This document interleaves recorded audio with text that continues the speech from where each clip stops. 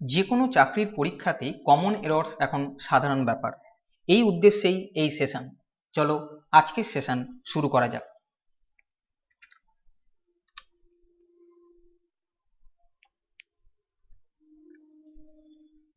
প্রথম প্রশ্ন দেওয়া হয়েছে, they made her as the chairperson of their bank. তারা তাকে তাদের ব্যাংকে চেয়ারপারসন করেছে। তোমাকে বলতে হবে কোন জায়গায় ভুল আছে।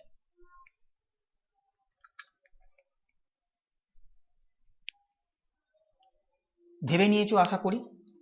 দেখো কিছু ভার্ব আছে, যেমন মেক বা অ্যাপয়েন্ট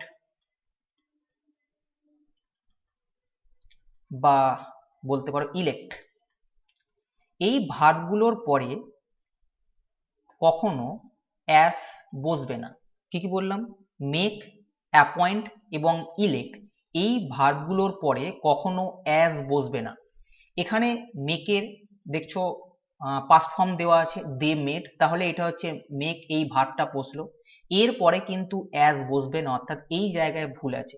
উত্তর হবে they made her the chairperson of their bank. বোঝা যাচ্ছে? এই ভার্বগুলোকে একটু মনে রাখো, এক্ষেত্রে এরকম অ্যাস দিয়ে প্রশ্ন কিন্তু আসছে। 2 নম্বর প্রশ্ন, to write a poem I need a pen, a diary and also the quiet place. Poem লিখতে গেলে আমার একটা পেন, ডায়েরি এবং একটা বেশ শান্ত পরিবেশ দরকার। ভুল কোন পার্টে আছে তোমাদের বলতে হবে। দেখো কবিতা লিখতে গেলে কি কি দরকার? একটা পেন, যে কোনো পেন হতে পারে, একটা ডায়েরি, যে কোনো একটা ডায়েরি হতে পারে। কেন আমি বলছি, কেন এখানে ইনডিফিনিট আর্টিকেল এ আছে। দেখছো, এ পেন যে কোনো একটা পেন, এ ডায়েরি যে কোনো একটা ডায়েরি। কিন্তু এখানে যখন একটা শান্ত জায়গার কথা বলা হচ্ছে তখন একটা নির্দিষ্ট জায়গা বলে দিয়েছে। কবিতা লিখতে গেলে দরকার হচ্ছে একটা পেন, একটা ডায়েরি এবং একটা শান্ত পরিবেশ। সেটা কিন্তু নির্দিষ্ট না, তাই আমরা এখানে ডেফিনিট আর্টিকেল দি না বসিয়ে এখানে কিন্তু আমরা ইনডিফিনিট আর্টিকেল এ বসাবো। তাহলে উত্তর হবে to write a poem I need a pen, a diary and also a quiet place. Please go out and check if it is yet raining. বাইরে যাও এবং দেখো যে এখনো বৃষ্টি পড়ছে কিনা। মানে তাই আছে, কোন জায়গায় ভুল আছে বলার চেষ্টা করো।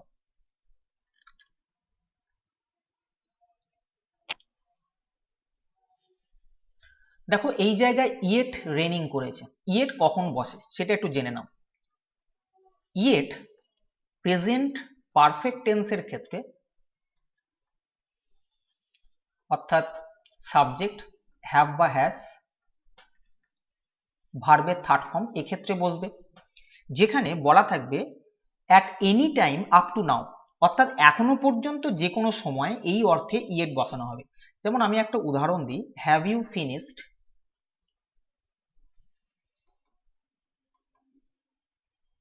Your homework yet. অর্থাৎ যখনই শুরু করো না, তুমি কি এখনো পর্যন্ত তোমার হোমওয়ার্কটাকে শুরু করেছো? অর্থাৎ তোমাকে বলতে হচ্ছে যে at any time up to now, এখনো পর্যন্ত, এই ক্ষেত্রে ইয়েট বসে, অর্থাৎ প্রেজেন্ট পারফেক্টের ক্ষেত্রে ইয়েট বসবে।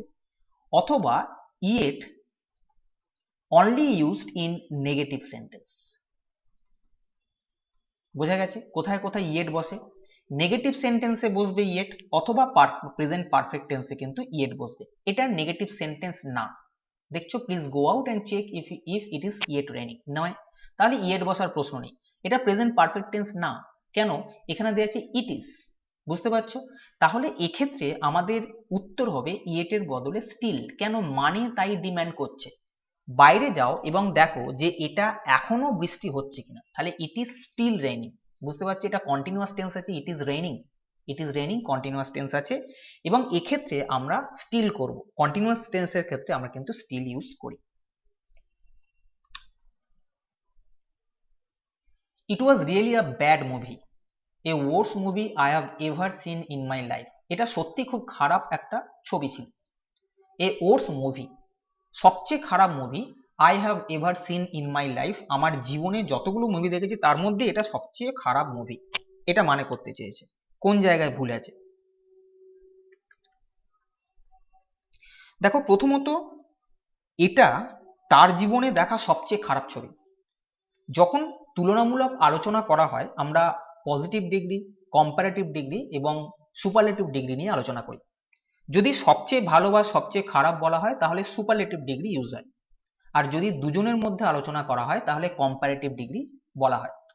এখানে বলেছে যে একটা সবচেয়ে খারাপ মুভি যেটা আমি আমার জীবনে দেখেছি, সবচেয়ে খারাপ বলেছে মানে সুপারলেটিভ ডিগ্রি ইউজ হবে। দেখো আমরা জানি পজিটিভ ডিগ্রিতে ব্যাড হলে কম্পারেটিভ ডিগ্রিতে ওর্স এবং সুপারলেটিভ ডিগ্রিতে ওর্স্ট হয়। বোঝা যাচ্ছে? তাহলে এক্ষেত্রে যেহেতু সবচেয়ে খারাপ আছে তাই ওর্স হবে না, কেন? এটা কম্পারেটিভ ডিগ্রি আছে যেটা দুজনের মধ্যে ইউজ হয়। ও সারা লাইফে যতগুলো বই রেখেছে তার মধ্যে খারাপ, তাই ওর্স হবে না, কেন? এটা দুজনের জন্য হয়। তাহলে এই জায়গাটা হবে ওর্স্ট। এবার কথা হচ্ছে কি, যখন সুপারলেটিভ ডিগ্রি বসে তার আগে ডেফিনিট আর্টিকেল দি কিন্তু তোমাকে বসাতে হবে। তাহলে it was really a bad movie, the worst movie I have ever seen in my life, এটা কিন্তু আমাদের উত্তর হবে। A recent government report highlight that the shortage of teachers in higher education institutions is greater than that in countries like China, Brazil, Sweden and Russia. Recent government report indicate করেছে যে higher education ইনস্টিটিউটসে teacher যে shortage আছে সেটা বেশি কার তুলনায়? চীন, Brazil এবং Sweden ও Russia, এই কান্ট্রিগুলোর তুলনায় আমাদের দেশে টিচারের শর্টেজ আছে হায়ার এডুকেশনের ক্ষেত্রে। বলতে হবে কোন পার্টটায় ভুল আছে।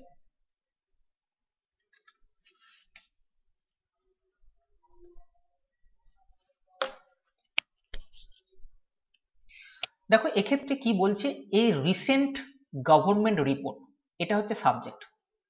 একটা গভর্নমেন্টের রিপোর্ট, এটা কি রিপোর্ট আছে, রিপোর্টস না রিপোর্ট, একটা রিপোর্ট বেরিয়েছে মিন্স এটা সিঙ্গুলার।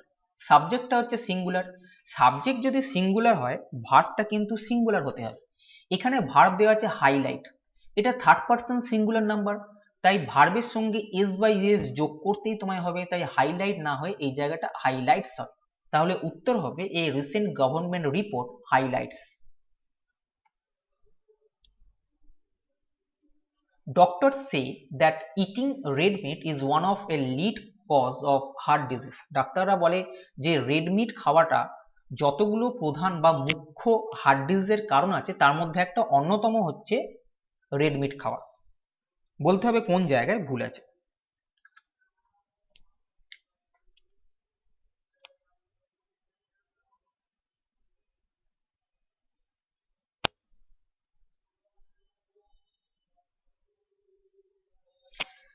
দেখো এই জায়গায় আমি আগের দিনকে যে ভিডিওটা করেছিলাম সেখানে আমি দেখিয়েছি যে ওয়ান অফ, যদি ওয়ান অফ অথবা ইচ অফ অথবা মোস্ট অফ এটা থাকে তাহলে সাবজেক্টটা সবসময় প্লুরাল ফরম্যাট হবে এবং ভার্বটা সিঙ্গুলার ফরম্যাটে হবে। বোঝা যাচ্ছে? এক্ষেত্রে আমি ওয়ান অফ দেখতে পাচ্ছি, রেডমিট হচ্ছে একটা কারণ অন্য কারণগুলোর মধ্যে, ওয়ান অফ। এখানে যাই আমি অফ দেখতে পাচ্ছি, অফ বা প্রিপোজিশন আমি যাই দেখতে পাচ্ছি, এরপরে যে ভার্বটা আছে সেটা ভার্ব ফরম্যাটে না বসে জিরান ফরম্যাটে বসবে। প্রিপোজিশনের পরে কখনোই কিন্তু এইভাবে ভার্ব বসবে না, অফ লিড না করে এই জায়গাটা লিডিং করতে হবে, অর্থাৎ ভার্ব প্লাস আইএনজি যেটাকে আমরা বলি জিরান। তাহলে এই জায়গাটা অফ লিডিং হবে, কিন্তু এই জায়গাটা কি হবে, এই জায়গাটায় এ না হয়ে এটা দি হবে। তার কারণ কি জানো? Doctor say that eating red meat is one of the leading causes. যতগুলো লিডিং কারণ আছে তুমি নির্দিষ্ট করছো 10টা 12টা 15টা যেটাই হোক না কেন, যতগুলো মুখ্য কারণ আছে সে নিয়ে মুখ্য কারণগুলো নির্দিষ্ট, সেই জন্য এখানে কিন্তু দি দেওয়া হচ্ছে।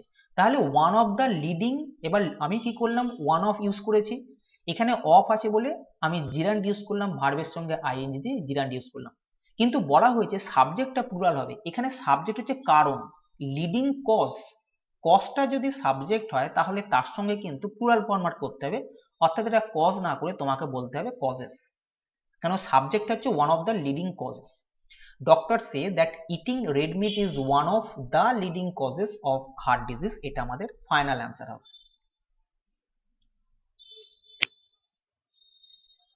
Since the meeting drew to a close, I realized that people were not really listening to me. মিটিংটা শেষের দিকে আসছিল, আমার মনে হলো যে লোকেরা আমার কথা মন দিয়ে শুনছে না, not really listening to me, আমার কথা শুনছে না, বলতে হবে কোন পার্টে ভুল আছে।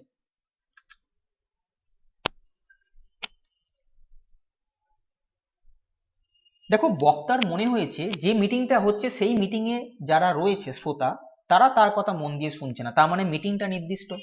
যাই বললাম মিটিংটা নির্দিষ্ট, তাই এখানে সিন্স আ মিটিং না করে since the meeting due to a close, কেন একটা নির্দিষ্ট মিটিংয়ে তার মনে হয়েছে পাবলিক গুলো তার কথা শুনছে না, তাই এটা ডেফিনেট আর্টিকেল দি বসাতে হবে। Some of us are plan to go for a movie tonight, আজকে আমরা একটা মুভি দেখতে যাব প্ল্যান করেছি, বলতে হবে কোন পার্টে ভুল আছে। দেখো আজকেই আমরা প্ল্যান করেছি যে আজকে রাত্রিরে আমরা ছবি দেখতে যাব, মুভি দেখতে যাব, তাহলে নিয়ার ফিউচার, আমি দিনের বেলা বসে বসে ভাবছি যে রাত্রিবেলা আমি সিনেমা দেখতে যাব, তার মানে এটা আমি দেখতে যাব অর্থাৎ ভবিষ্যৎকালে হবে। কিন্তু যদি নিয়ার ফিউচার হয়, যেমন আজকে আমি সকালে ভাবছি রাত্রিরে, দুপুরে ভাবছি রাত্রিরে, এটা নিয়ার ফিউচার বলা হয়, সেম দিনের মধ্যে আমরা কাজটা করব, এই অর্থে নিয়ার ফিউচার হয়। নিয়ার ফিউচারের ক্ষেত্রে কোনো কাজ হবে বোঝাতে ফিউচার টেন্স না ইউজ করে তোমাদেরকে সবসময় প্রেজেন্ট কন্টিনিউয়াস টেন্স ইউজ করতে হবে। বোঝা যাচ্ছে? প্রেজেন্ট কন্টিনিউয়াস টেন্স মানে কি, সাবজেক্ট অ্যাম ইজ আর যে কোনো একটা প্লাস ভার্বের সঙ্গে আইএনজি, এই ফরম্যাট থাকতে হবে। বুঝতে পারছো? তাহলে সাম অফ আস এটা সাবজেক্ট হয়ে গেল, আর প্ল্যান না করে এই জায়গাটা প্ল্যানিং করতে হবে, অর্থাৎ some of us are planning to go for a movie tonight, এটা আমাদের উত্তর হবে।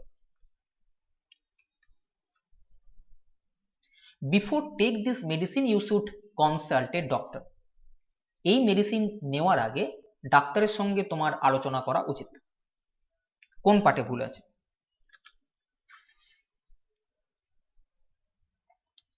দেখো কিছুক্ষণ আগে আমি বলেছিলাম প্রিপোজিশনের পরে যদি ভার্ব ইউজ করো ডাইরেক্ট ভার্ব ইউজ করতে পারবে না, সেক্ষেত্রে জিরান্ড ইউজ করতে হয়, অর্থাৎ ভার্বের সঙ্গে আইএনজি ইউজ করতে হবে।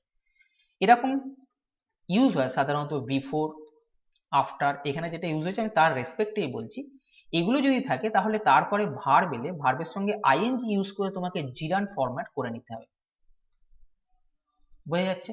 তাহলে এক্ষেত্রে বিফোর আছে, তারপরে মূল ভার্ব এইভাবে বসানো যায় না, তাহলে এখানে হবে বিফোর টেকিং, কেন প্রিপোজিশনের পরে ভার্বের সঙ্গে আইএনজি ফরম্যাট তোমাকে নিতে হবে। উত্তর হবে before taking this medicine you should consult a doctor.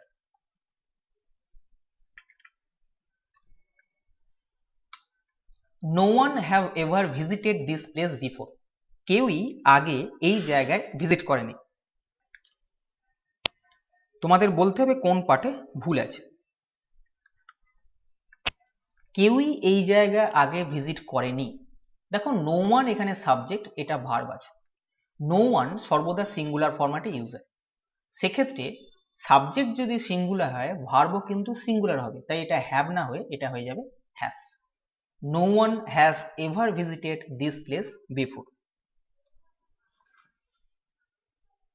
I shall buy this book if you like it or not, মানে যেন গন্ডগোল হয়ে যাচ্ছে, আমি এই বইটা কিনবো, if you like it or not, যদি তুমি এটা পছন্দ করো বা না করো, এটা মানে করতে চেয়েছে এখানে মনে হচ্ছে, কিন্তু অ্যাকচুয়ালি দেখছো যে এখানে কিছু একটা ওয়ার্ডের গন্ডগোলের জন্য পুরো সেন্টেন্সটাই ঘেঁটে গেছে, তোমাকে বার করতে হবে কোন পার্টে ভুল আছে।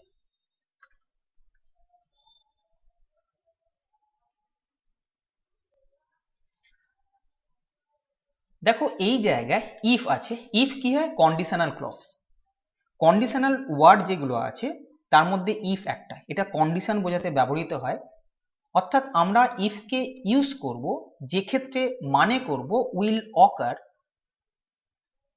ইফ উই ডু দিস, কোনো একটা জিনিস হবে যদি আমরা এটা ইউজ করি, যদি আমরা এটা করি, এই অর্থে ইফ ইউজ হয়। আর ওয়েদার এটা কখন ইউজ হয়, এটা ইউজ হয় when we have to choose between two options, দুটো অপশনের মধ্যে যদি আমাদেরকে চুজ করতে হয় তখনই কিন্তু ওয়েদার ইউজ হয়। বুঝতে পারছো? এখানে বলেছে যে তুমি পছন্দ করো বা না করো, সেই জন্য দুটো অপশন দেওয়া আছে, ওয়েদার অর নট। বুঝতে পারছো? তাই এটা ইফ না হয়ে এই জায়গাটা ওয়েদার হবে, তার কারণ এখানে দুটো চয়েসের কথা বলা হয়েছে, whether you like it, whether you do not like it, এই দুটো অপশন আছে, পছন্দ করো বা না করো। সেই জন্য উত্তর হচ্ছে আই শ্যাল বাই দিস বুক, আমি এই বইটা কিনবো, তোমার পছন্দ হোক চাই না হোক, whether you like it or not. সেই জন্য আমি এখানে অর আছে বলে আমার মাথায় প্রথম আসছে যে জায়গাটা ওয়েদার হতে পারে কিনা। She has been working with me on this project from 2 years.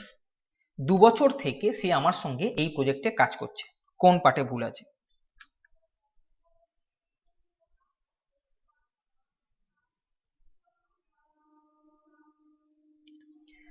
দেখো এই জায়গায় ফ্রম এই প্রিপোজিশনটা হবে না, এক্ষেত্রে হবে ফর 2 years। কেন? দেখো এক্ষেত্রে আমরা সাধারণত দুটো জিনিস ইউজ করি, সিন্স অথবা ফর। সিন্স হয় পয়েন্ট অফ টাইমের ক্ষেত্রে। পয়েন্ট অফ টাইম বলতে কি বুঝবে? তুমি একটা নির্দিষ্ট করে কোনো একটা মাস বা দিন বলে দাও, যেমন সোমবার থেকে সিন্স মন্ডে, 1991 থেকে সিন্স 1991, বুঝতে পারছো? মে মাস থেকে সিন্স মে। কিন্তু ফর কখন বসবে? পিরিয়ড অফ টাইম বোঝাতে, অর্থাৎ সময়ের ব্যক্তি। 2 ঘন্টা ধরে, এই যে ধরে বলছো 2 মাস ধরে, এই যে ধরে কথাটা আসছে অর্থাৎ কিনা একটা সময়ের ব্যক্তি। 3 মাস ধরে, 2 বছর ধরে, 4 বছর ধরে, তখন কিন্তু ফর ইউজ হয়, সিন্স ইউজ হবে না। এক্ষেত্রে বলা হচ্ছে যে সে আমার সঙ্গে 2 বছর ধরে কাজ করছে, তাই এটা ফর্ম না করে ফর ইউজ হবে এই ক্লজটার জন্য। I can explain you the reason for delay in executing your order. তোমার অর্ডার মেনে চলতে দেরি হয়েছে তার কারণটা আমি তোমাকে ব্যাখ্যা করব। I can explain you the reason, আমি তোমাকে কারণটা এক্সপ্লেন করব। কি জন্য? For delay in executing your order, তোমার নির্দেশ মেনে চলতে দেরি হয়েছে তার কারণটা আমি তোমাকে ব্যাখ্যা করব। বলতে হবে কোন পার্টে ভুল আছে।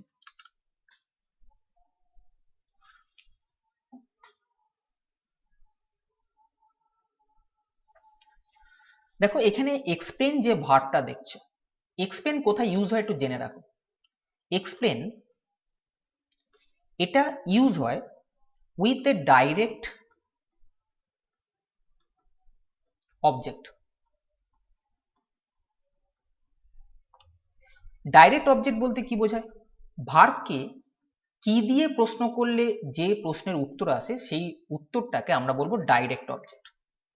এটার ক্ষেত্রে ইউজ হতে পারে। অথবা এক্সপ্লেন কোথায় ইউজ হবে? উইথ অ্যান ইনডাইরেক্ট অবজেক্ট, এক্ষেত্রে ইউজ হবে।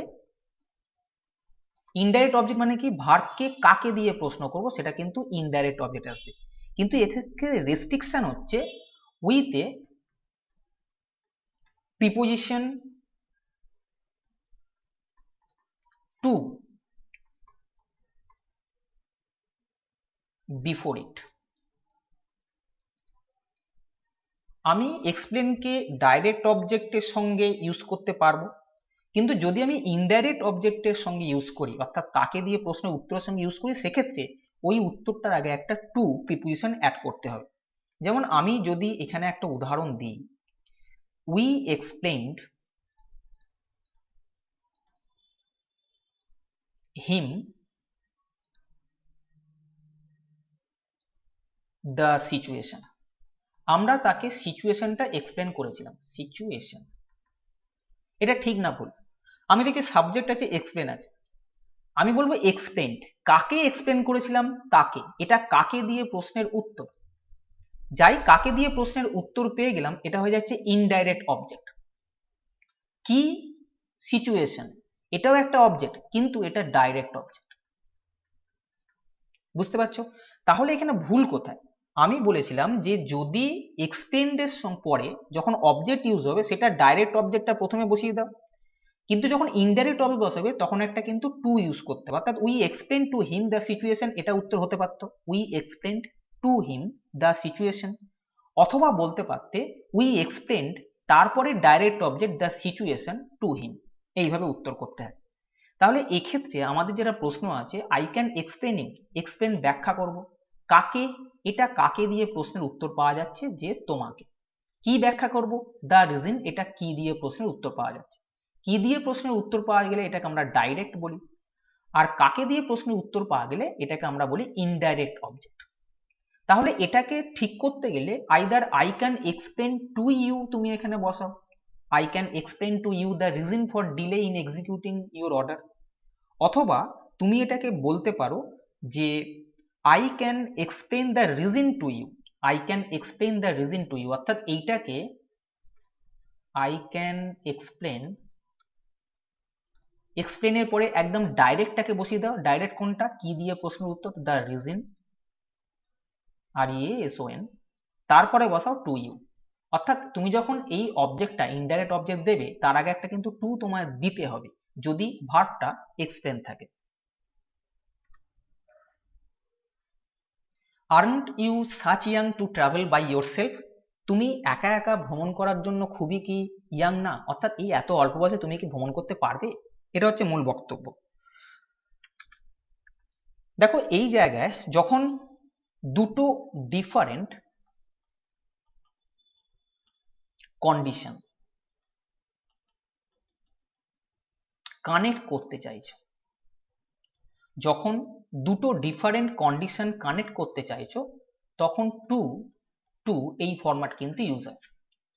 Aren't you such young to travel by yourself, এখানে সাচ না করে এখানে করে দাও টু, তুমি কি খুবই ছোট না ট্রাভেল করার জন্য, অর্থাৎ দুটো কন্ডিশন আছে, তুমি খুব ছোট, তুমি ট্রাভেল করছো, এই দুটো কন্ডিশনকে তুমি কানেক্ট করছো, সেই জন্য তুমি বলছো যে তুমি কি খুবই ছোট না ট্রাভেল করার জন্য, তাই টু ইয়াং টু ট্রাভেল হবে, সাচ ইয়াং হবে না। I looked him at the eye and told him all I knew, আমি তার চোখের দিকে তাকালাম এবং তাকে সবকিছু বলে দিলাম। কোন পার্টে ভুল আছে,